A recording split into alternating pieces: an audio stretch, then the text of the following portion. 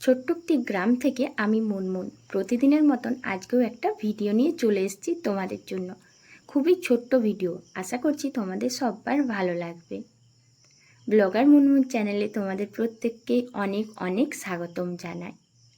তো প্রতিদিনের মতন আজকে আর তোমাদের সাথে শুভ সকাল এ কথাটা বলছি না, কারণ এখন মোটেও সকাল না। যেহেতু আমি গ্রামে থাকি, গ্রামের বউ, তাই আমাকে অনেক ভোরে উঠতে হয়। সেই জন্য এখন 7:30 বাজছে, মানে মোটেও আমার কাছে সকাল না। তো যাই হোক, এদিকে দেখো সংসারের সমস্ত বাসি কাজকর্ম সেরে তাড়াহুড়ো করে জামা কাপড়গুলো কেচে নিয়েছি। একটু যেই না বেলা হবে আমার কলপাটটাতে এত রোদ আসে যে জামা কাপড় আর কাচার ইচ্ছেই করে না।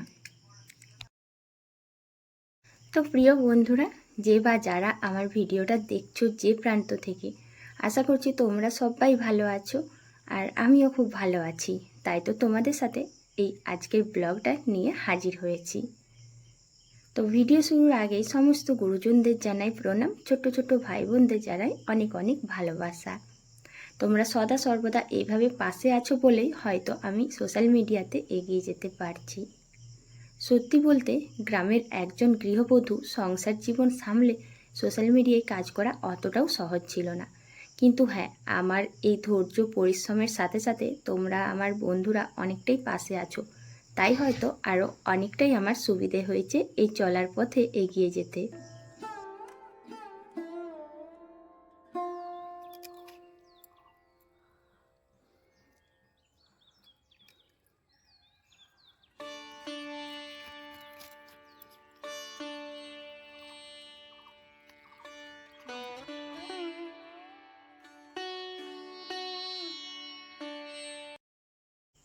গ্রামের বউ, তাই মাঝে মাঝে সংসার করতে গেলে কিছু অকাট্য বুদ্ধি প্রয়োগ করে বলেই হয়তো আজকে তার ফলাফলটা খুব ভালো পেলাম।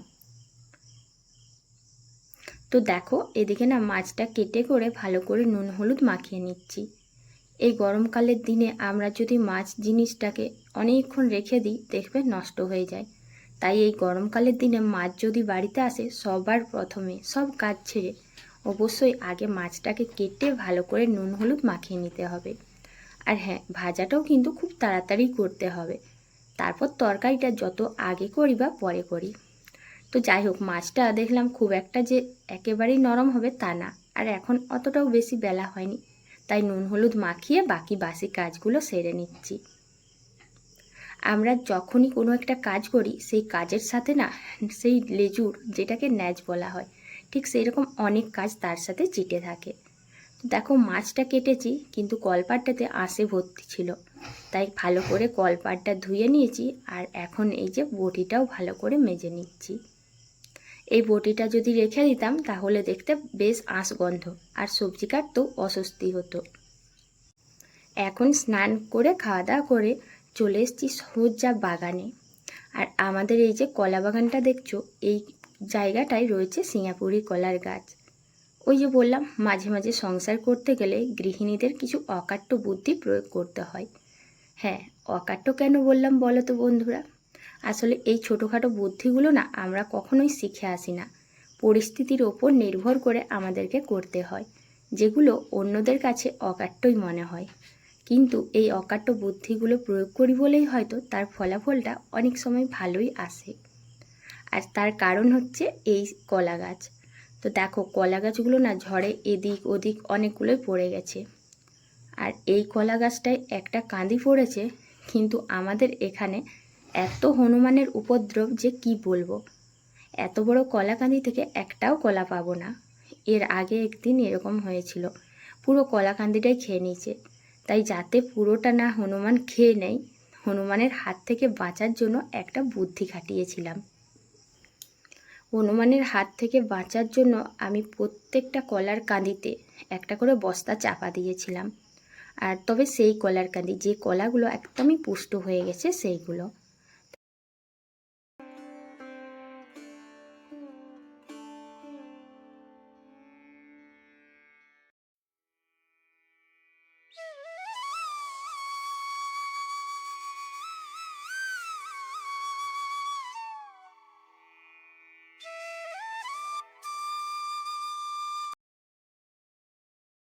তো তো দেখো বস্তাটা ভালো করে খুলে কয়েকটা কলার ফেনা কেটে নিয়েছি, তারপর আবার সেই বস্তাটা লাগিয়ে দিচ্ছি। তো কেন বলো তো বন্ধুরা, কারণ অতগুলো এখন দরকার নেই, তার সাথে সবগুলো তো পাকেওনি, সেই কারণে যেমন ছিল বস্তা ঠিক সেই রকমই আবার বেঁধে দিলাম। এতে করে কলাগুলো তাড়াতাড়ি পেকে যাবে, তার সাথে আর হনুমানও খেতে পারবে না। আর এইদিকে দেখো আরও একটা কলার কাঁদি, এটাও কিন্তু যখন প্রয়োজন পড়ে তখন একটা একটা করে কলা কেটে নিয়ে যায়, মানে একটা করে কলার ফেনা। তো প্রায় সবগুলোই শেষ হয়ে গেছে, আর মাত্র লাস্টে একটা রইলো। ওটা কিন্তু এখন আর কাটবো না, কারণ একসাথে এত কলা কেটে নিলে অনেক সমস্যা আছে, সব নষ্ট হবে। তাই যাতে জিনিসটা সুরক্ষিত থাকে আর হনুমান, ইঁদুর, ছাগল, বিড়াল সবাই না খেতে পারে, তার জন্য এরকম ভালো করে বস্তা বেঁধে দিই। আর এই যে কাঁদিটা, এটা মাটিতে পড়ে গেছিলো, এটা যদি এতদিন মাটিতে থাকতো তাহলে কিন্তু একটাও কলা আর থাকতো না।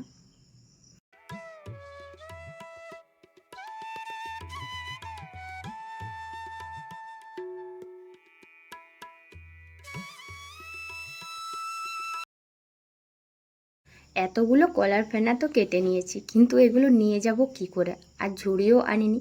তাই চট করেই একটু বুদ্ধি করে এখান থেকে একটা দড়ি বের করলাম, তাও তবে কলা গাছের ভেতর থেকে। আসলে এই বুদ্ধিটা আমি আমার প্রতিদেবের কাছে অনেক আগেই একবার শিখেছিলাম, যে যখন কোনো বাগানে কাজ করি তখন যদি দড়ি টাইপের কিছু দরকার হয়, তাহলে কলা গাছের যে ছালটা থাকে, শুকনো ছাল, সেটা সরু করে যদি বের করি, সেটাই আমার দড়ির কাজে লাগে। তো দেখো দড়ির মতন করে বেশ সুন্দর করে দুটো হাতে কলাগুলো বয়ে নিয়ে চলে এলাম। কলা গাছে বস্তা দেওয়ার বুদ্ধিটা করেছিলাম বলেই হয়তো কলাগুলো ঠিকঠাকভাবে পেলাম, না হলে কোনো কলাই পেতাম না। তো দেখো কলা খেলে তো আর হবে না, শুধু এখন দুপুরবেলায় রান্নাবান্না করতে হবে, তাই তাড়াতাড়ি করে সবজিগুলো কেটে নিয়েছি। আর ওদিকে করব মাছের ঝোল। এইখানে আছে সব কিছু সবজি মিশিয়ে একটা মিক্সড ভেজ তরকারি, আলু ভাজা, ভেন্ডি ভাজা। তো বন্ধুরা এতক্ষণ পর্যন্ত যারা যারা আমার ভিডিওটা দেখছিলে, তোমাদের কেমন লাগলো সেটা কিন্তু বলতে একদমই ভুলবে না। তো দেখো সমস্ত কাজকর্ম হয়ে গেছে আর রান্নাও হয়ে গেছে, তাই এখন আর বসে থাকলাম না যে বিকেলে জল ধরবো। হঠাৎ মনে পড়লো যে বিকেলে যদি ঝড় বৃষ্টি হয়, তাই চটপট চলে এলাম এই বালতিগুলো নিয়ে জল ধরতে। তো প্রিয় বন্ধুরা, এখন আমি জলটা ধরে নিই, তারপর দুপুরবেলায় রান্না খাওয়া দাওয়া করবো। তো তোমরাও কিন্তু আসতে পারো। আজ এখানেই শেষ করছি, কাল আবার দেখা হবে, টাটা।